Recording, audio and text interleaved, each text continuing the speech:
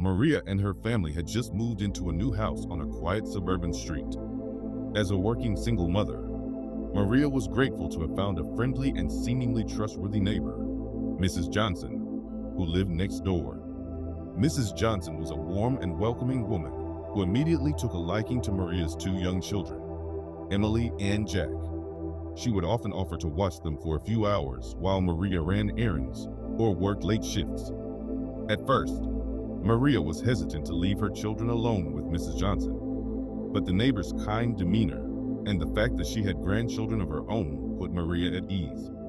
She began to rely on Mrs. Johnson to watch the kids more and more often. However, one day, Maria started to notice that Emily and Jack seemed hesitant to go to Mrs. Johnson's house. They would often complain of boredom or ask to stay home instead. Maria brushed it off as mere childishness. But as the weeks went by, she started to notice other red flags.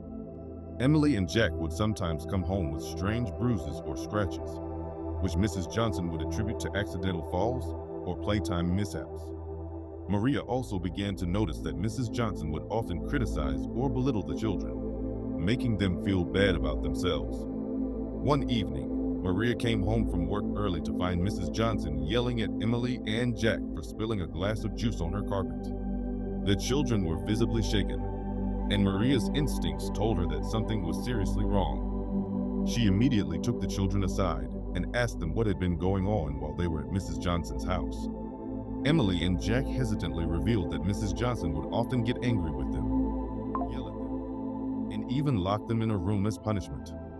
Maria was horrified. She realized that she had made a grave mistake by leaving her children alone with Mrs. Johnson.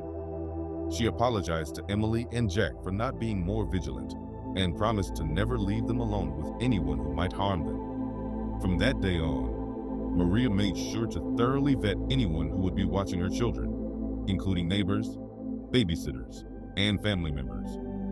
She learned a valuable lesson about the importance of being cautious and protective when it comes to her children's safety and well-being.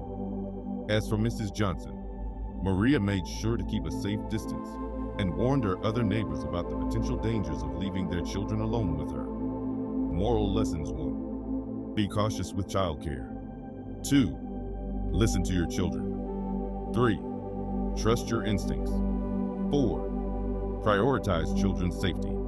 5. Don't judge by appearances. 6. Take responsibility for your actions.